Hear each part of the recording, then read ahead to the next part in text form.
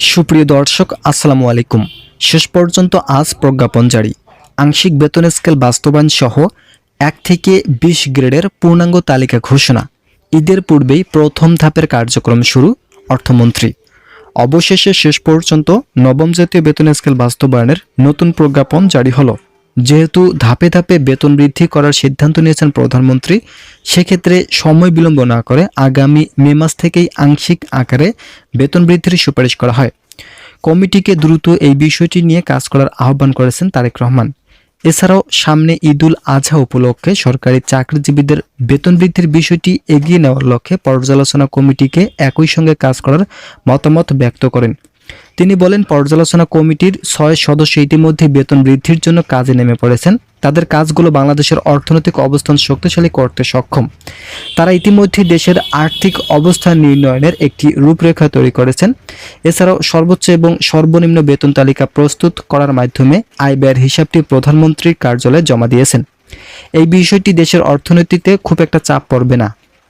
কর্মচারীরা যে হারে বৈষম্যের শিকার, তাদের বৈষম্য নিরসন এখন যদি না করা হয় তাহলে পরবর্তীতে এই বিষয়টি আরও জটিল আকার ধারণ করবে। ফলে দেশের অর্থনৈতিক অবস্থার থেকেও কর্মচারীদের আর্থিক অবস্থানকে গুরুত্ব দেওয়া হয়েছে। আপনারা অবশ্যই চ্যানেলটি সাবস্ক্রাইব করুন।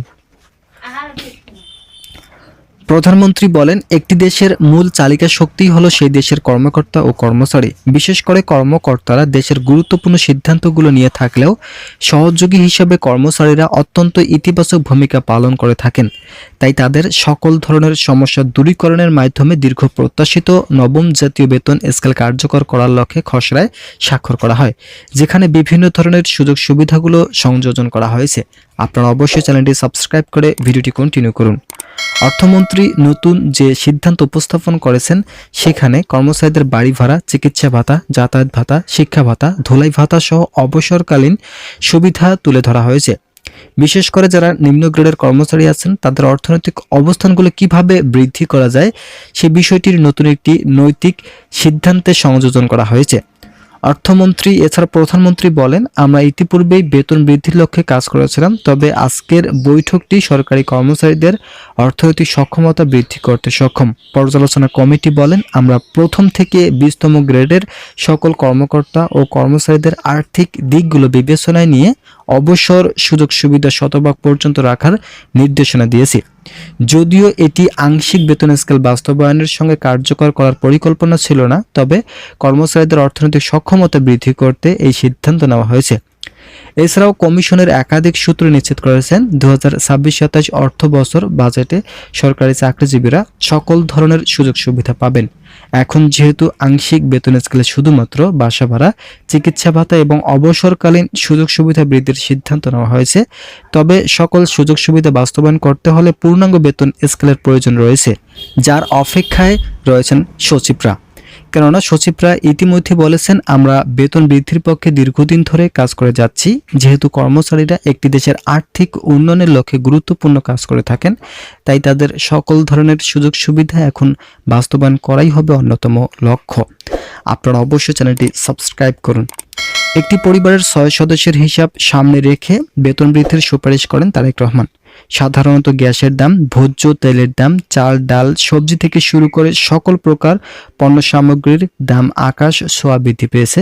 তাই সকল ধরনের আর্থিক সক্ষমতা বৃদ্ধি করতে একটি পরিবারের 6 জনের হিসাব সমান রেখে খসড়ায় স্বাক্ষর করা হয়, যার ফলে এবারের বেতন পূর্বের বেতন স্কেলের থেকে 3 গুণ হারে বৃদ্ধির ইতিবাচক শক্তি অর্জন করেছে।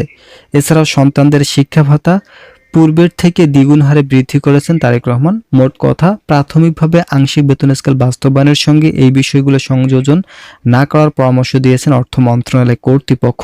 তবে প্রধানমন্ত্রী বলেন, আংশিক বেতন স্কেল বাস্তবায়ন শুধুমাত্র চাকরিজীবীদের বেসিক বৃদ্ধি করলেই আর্থিক সমস্যার সমাধান করা সম্ভব নয়। যেহেতু কর্মচারীরা দীর্ঘদিন থেকেই অবহেলার বঞ্চনার শিকার, তাই গুরুত্বপূর্ণ এবং পূর্ণাঙ্গ হারে তাদের সকল দাবি বাস্তবায়ন করাই আমাদের লক্ষ্য। এখন যেহেতু বাজেটে কিছুটা ঘাটতি লক্ষ্য করা যাচ্ছে, তাই অবশ্যই আমরা শিক্ষা ভাতা ৩,০০০ টাকা পর্যন্ত বৃদ্ধির সুপারিশ করেছি। তবে এটি শুধুমাত্র 2 জন সন্তানের জন্য প্রযোজ্য। একই সঙ্গে চিকিৎসা ভাতা ১৫০০ টাকার পরিবর্তে এখানে ৩,০০০ টাকা নির্ধারণ করা হয়, যা একটি দেশের অর্থনৈতিক অবস্থানকে বহুগুণ বৃদ্ধি করবে। সর্বোপরি তারেক রহমান আজ বৈঠক শেষে বলেন, আমাদের সুপারিশমালা বাংলাদেশের ২৪ লক্ষ সরকারি চাকরিজীবীদের দীর্ঘ প্রত্যাশিত দাবি পূরণ করতে সক্ষম।